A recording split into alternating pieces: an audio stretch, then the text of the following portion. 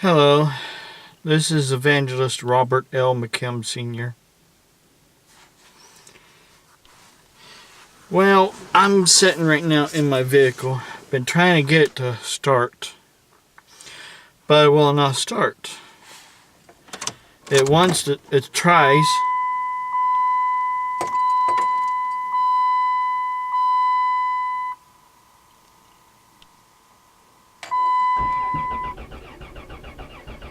But it just turns over. That's how it does.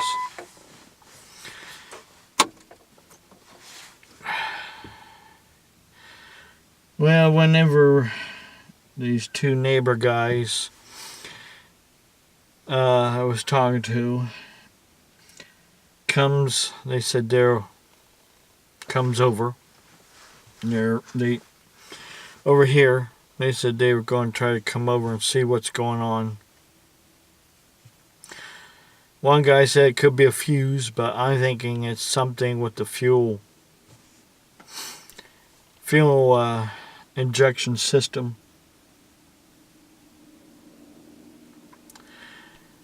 Now, there is a lady that has been saying some things on my Facebook here lately. And I had mentioned some things about where people that's out there that gets welfare that has maybe 2 kids or 3 kids, 2-3 kids. Like for instance, when I was driving school bus, and before that I was a home health aide. So I worked hard for my income.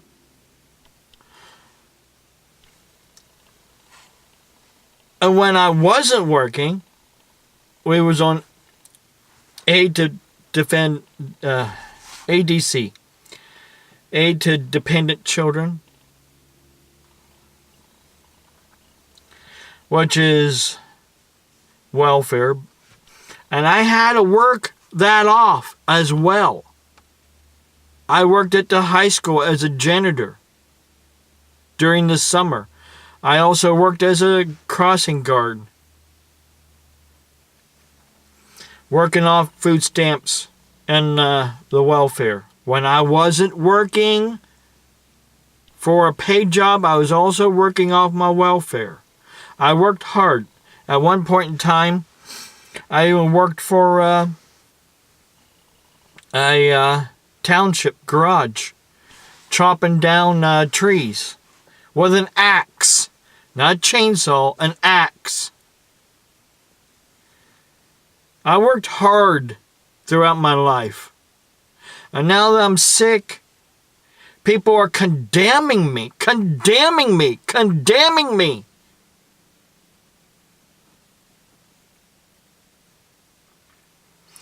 Because I can't work. They condemn me. They tell me I'm not owed anything, basically.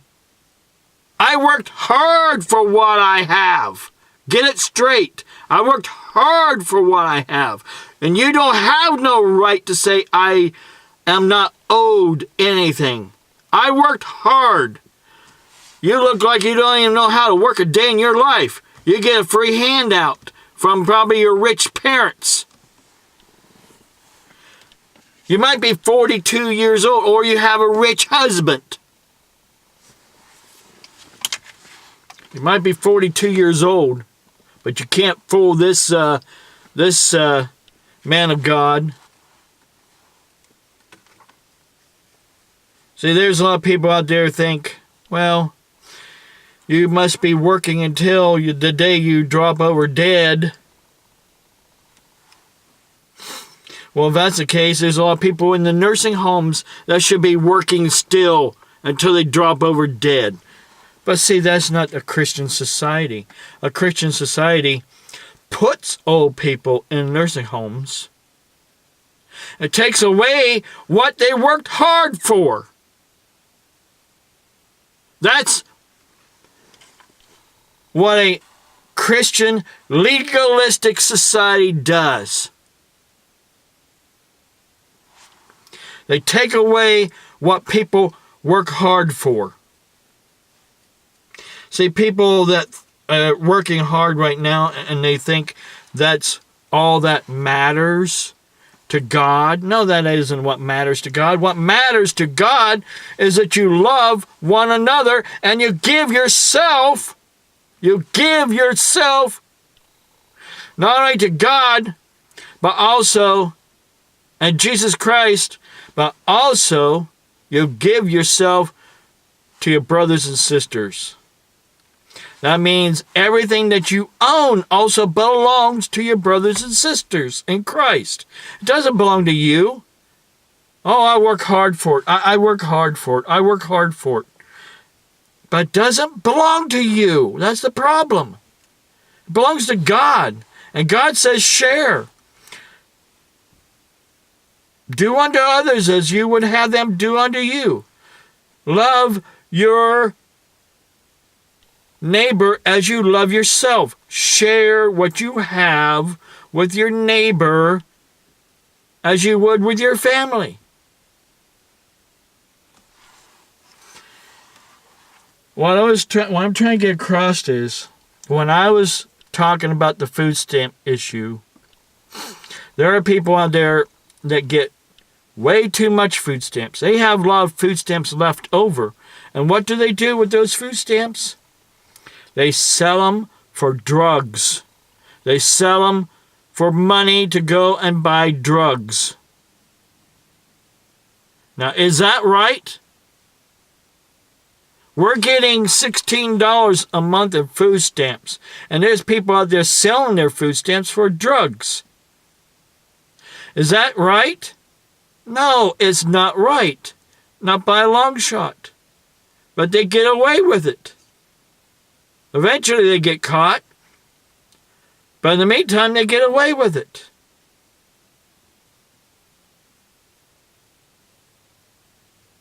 I worked hard. And all I'm getting is a swift kick in the derriere.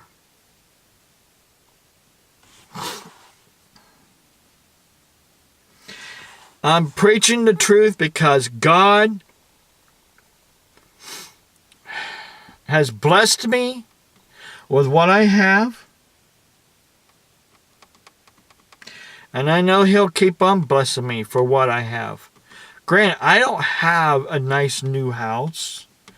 I don't have a brand new car.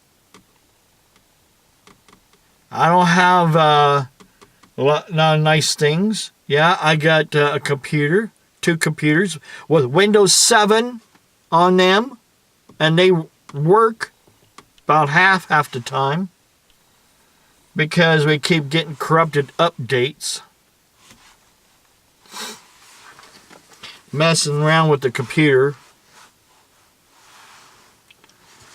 We'll see how much time here I got. Okay. I'm just sitting here trying to figure out what's wrong with this vehicle. Drove, like I said, Friday. Came back home. Now it won't start. Yesterday, Saturday, today, Sunday won't start.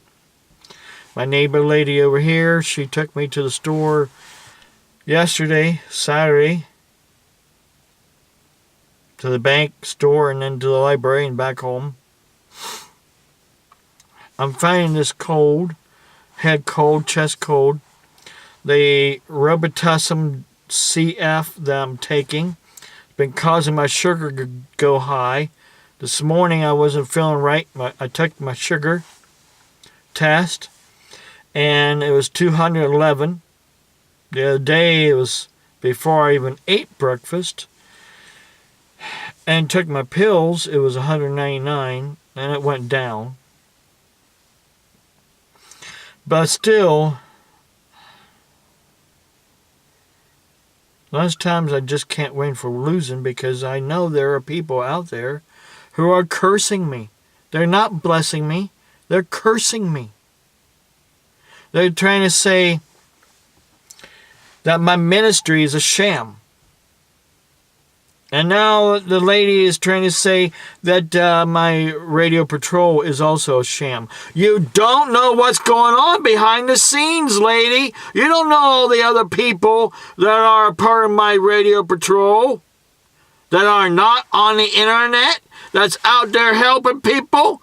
You don't know that.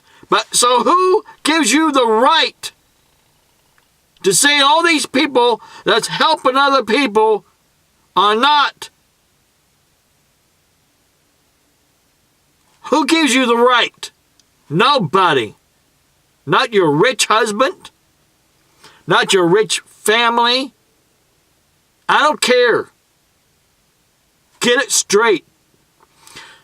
Not everything is on the internet. My people don't want to communicate always on the internet. It's like with the ham radio club I belong to. The Tusco Amateur Radio Club. They have a Facebook site. They have a website. But not everybody is on the internet. Not everybody is internet savvy. So they don't get on the internet. They get on their radios instead. Their ham radios. Get it straight. There's a lot more that goes on behind the scenes.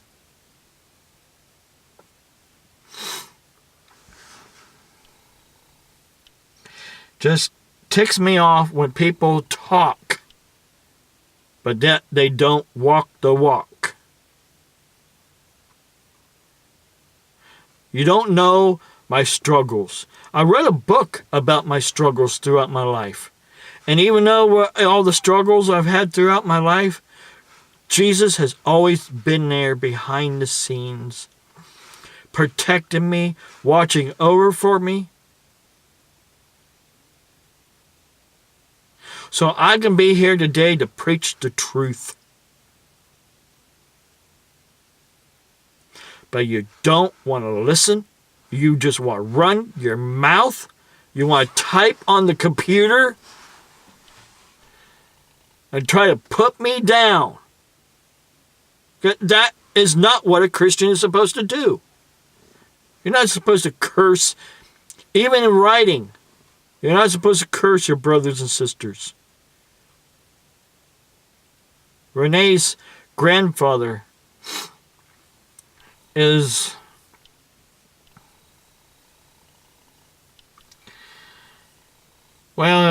he's 88, 89. And his health is really, really failing him big time. He's in the hospital. And Renee's upset that if anything happens to her grandfather, she won't be able to get over there, for the funeral.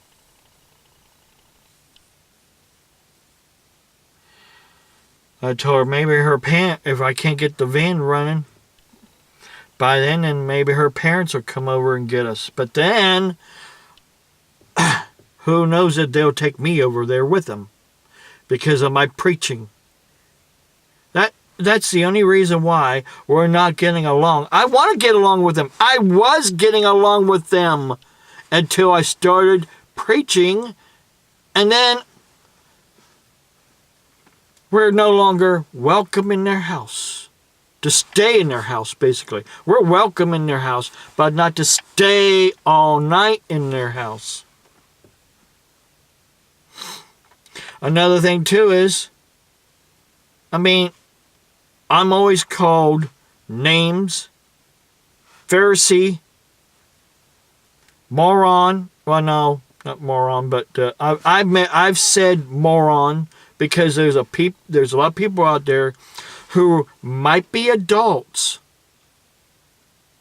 They act like an adult, but they have a mindset of a child. See, let's get this straight. In the Gospels, in God's Word, there's the milk, which is what babies take in, and then there's the meat, which is what adults take in. There's a lot of people that just want to stay with the milk. They don't want to take in the meat. They want the love, the good, everything's fine. Nothing bad is going to happen. The milk that babies crave from their mothers. But then the meat says, yeah, everything's good, everything's fine. God will protect us. But God is also a vengeful God. He will chastise us when we do wrong, and He will judge the nations when we don't do what He says we're supposed to do. There's people out there that says, well, we're no longer under the law. We're under grace. Well, wait a minute. What is grace? So that's another thing too. You're getting it wrong. Grace is not the law or the new law. Grace has been since the beginning. Grace has been since the beginning. Grace is the love that God feels for us. He gave us grace when He gave us the law, the Torah.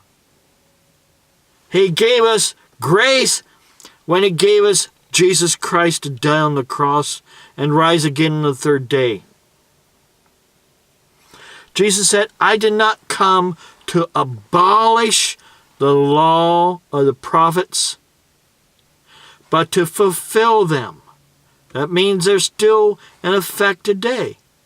Just not like they were back then, but they're still in effect today because they're supposed to be on our hearts today. There's a lot of people that don't even want to write the law on their hearts. They say, well, we're no longer under the law. We're under man's law. Man's law only. But who do you serve? God or man? Answer that question. Who do you serve? God or man? But then they say, well, God ordained our leaders and the law. But what does ordain means? It means to appoint. Appoint. It doesn't mean that our leaders and our laws are above God's law. All it means is that we have leaders and we have laws on earth that's supposed to protect us on earth, but yet, we still have God's law to govern our lives.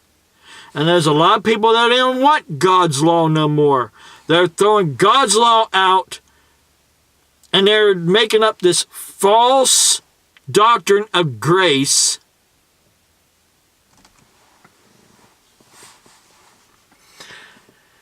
And they're trying to say we're no longer under grace. Under the law. We're just under grace, which is a false doctrine. Now, I know I kind of got off on a tangent here because I started preaching. Well, I was trying to mean about the food stamp situation was basically, like I said, there's people out there that gets more food stamps than what they deserve.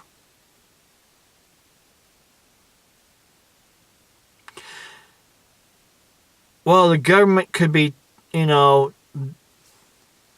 doing something a little bit different. They could be calculating things differently. Like, how many kids do you get? Well, how about $100 per child? What about the adults?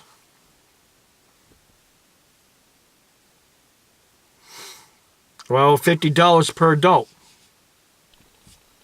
Or something on that order. I'm just throwing some numbers out there. So me, when I was married to my ex-wife, we got over $300, $365 a month in food stamps. That was for 4 of us.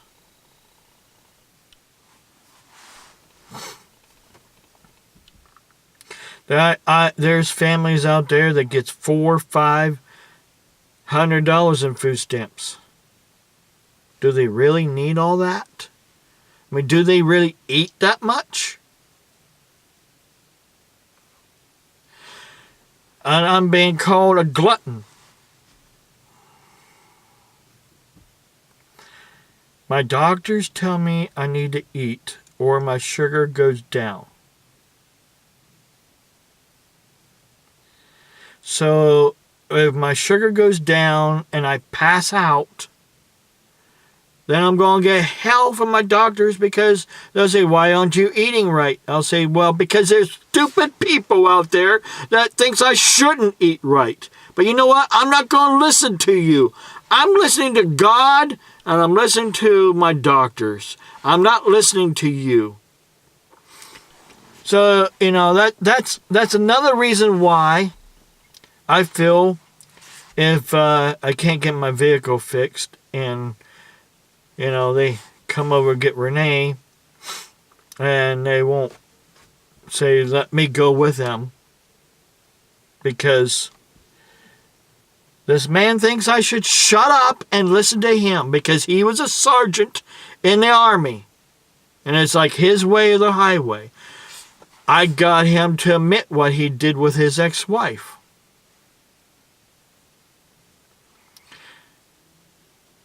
Now, what kind of man in his really right state of heart and mind would take all the groceries back to the store to make sure that, wasn't overcharged? But yeah, I saw the video. I saw the video from the talk show. He also, had holy underwear, holding up his holy underwear. Or his ex-wife was, I can't remember which. But someone was holding up his holy underwear and saying, look here, he won't even go buy new underwear. And he took the food back to the base store. Because he wants to be in control. And when he can't be in control of somebody, then they're his enemy. I don't want to be enemy of anybody, but yet he says he loves me, but he will only love me if I will shut up and bow down and kiss his feet. Now, I'm not doing that. And because I will not do that, then I'm his enemy. This vehicle won't start.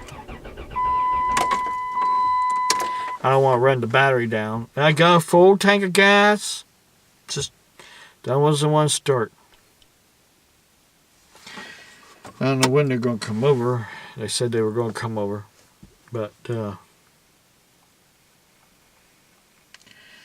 we'll see. It's been trying to snow here. Been kind of like a wet, like almost like half rain, half snow.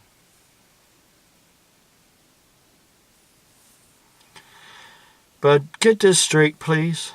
Will you? That one, the Radio Patrol does a lot of things behind the scenes of the internet that you can't see on the internet. And two, the food stamp situation was where I was trying to say that they could give some of that money that the people are selling for drugs to the elderly and the disabled.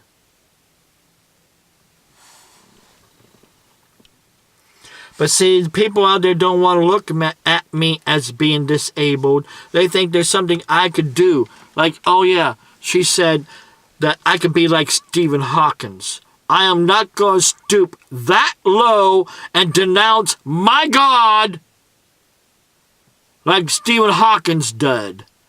He says there is no such thing as God. There is a God.